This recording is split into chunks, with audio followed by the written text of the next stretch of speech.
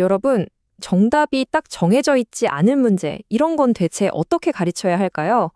오늘 우리가 살펴볼 이야기는요, 단순히 지식을 전달하는 걸 넘어서 이런 논쟁적인 주제를 다루는 교육의 기술에 대한 겁니다. 한국의 한 교실에서 있었던 아주 흥미로운 수업 사례를 통해서 그 방법을 한번 같이 들여다보시죠. 자, 여기 한 할아버지가 손녀에게 이렇게 말합니다.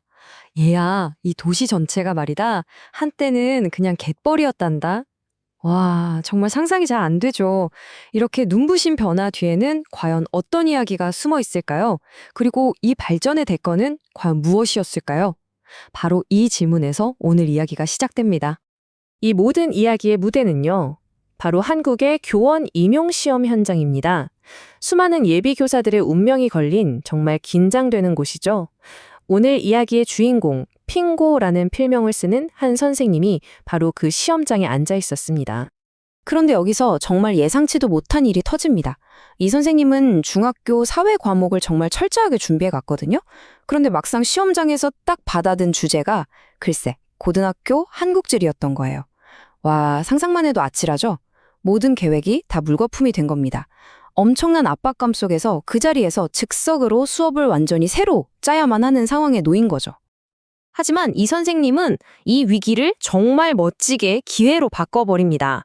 자, 지금부터 이 선생님이 도대체 어떻게 그 짧은 시간에 이 어려운 주제를 가지고 아주 명쾌한 3단계 수업을 만들어냈는지 그 비결을 한번 파헤쳐 보겠습니다.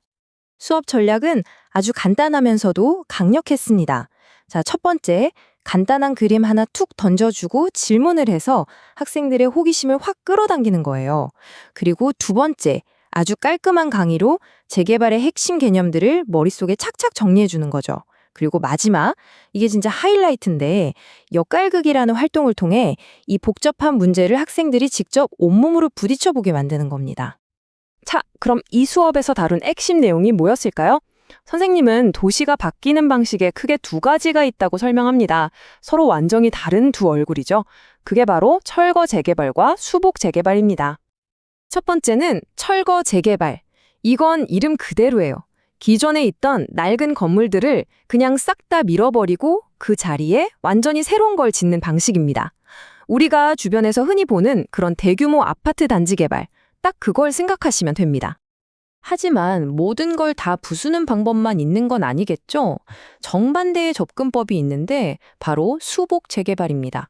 이건 기존 동네의 특징은 그대로 살리면서 낡고 불편한 부분만 고쳐나가는 거예요. 예를 들면 오래된 동네에 예쁜 벽화를 그려서 새로운 활기를 불어넣는 것, 이런 게 바로 수복 재개발이죠. 그러니까 두 방식의 차이가 확 느껴지시죠?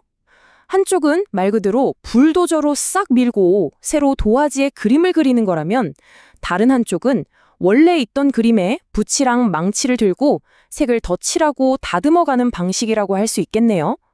자, 그런데 진짜 흥미로운 지점은 바로 이 다음부터입니다.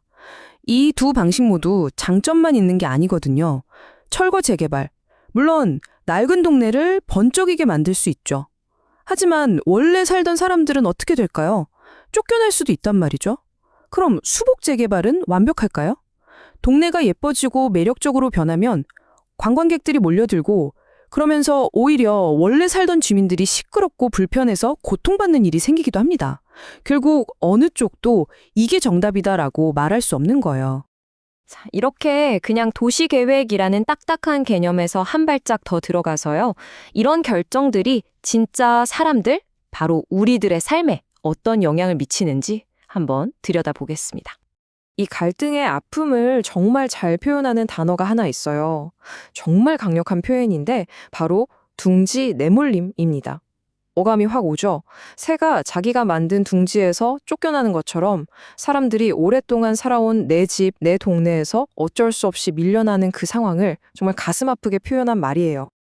둥지 내몰림, 이 시적인 표현 뒤에 숨겨진 현실은 보시는 것처럼 아주 차갑고 냉정합니다. 출입 금지, 이 네 글자. 누군가에게는 이제 새로운 시작이다라는 희망의 표시겠지만 다른 누군가에게는 내 모든 걸 잃었다는 사형 선고나 마찬가지일 수 있는 거죠. 결국 재개발을 둘러싼 이 딜레마는 이 두 목소리의 충돌로 요약할 수 있습니다. 한쪽에서는 제발 빨리 좀 개발했으면 좋겠다라고 외치고 다른 한쪽에서는 우리가 여기서 살 권리, 주거권을 보장해달라라고 절규합니다. 발전의 속도냐, 생존의 권리냐, 정말 어려운 문제죠.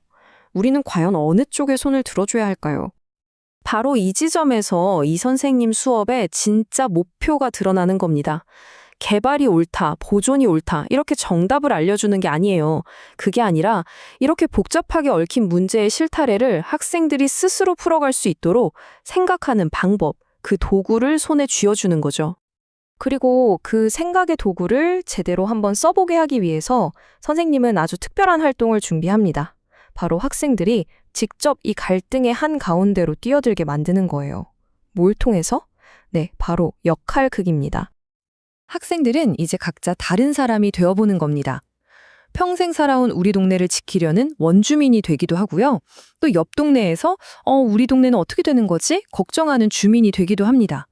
아니면 더 큰 돈을 벌고 싶은 땅 주인이나 개발업자가 되기도 하고 이 모든 골치 아픈 상황을 조율해야 하는 공무원이 되기도 하죠. 이 네 사람의 입장이 같을 수가 있을까요? 절대 없겠죠. 자, 그런데 여기서 질문. 왜 그냥 자, 토론해 봅시다가 아니라 굳이 역할극이었을까요? 이 활동에 숨어있는 진짜 의도는 뭘까요? 정답은 바로 이거예요. 내가 그 사람이 되어보는 거. 역할에 몰입하다 보면 그냥 내 주장만 하는 게 아니라 저 사람은 저런 이유 때문에 저렇게 생각하는구나 하고 다른 사람의 입장을 머리가 아니라 마음으로 이해하게 되는 거예요. 나와 생각이 완전히 다른 사람의 논리에도 귀를 기울이게 되고 그 과정에서 자연스럽게 서로를 존중하는 태도를 배우게 되는 거죠. 그리고 이 멋진 수업은 다시 시험의 마지막 관문인 면접으로 이어집니다.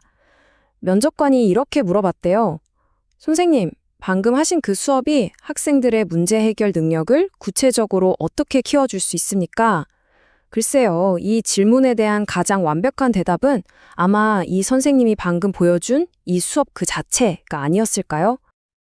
오늘 우리가 함께 들여다본 한국의 한 교실 수업, 이게 그냥 한 선생님의 이야기로 끝나는 게 아니라 우리 모두에게 아주 중요한 질문을 던지는 것 같아요.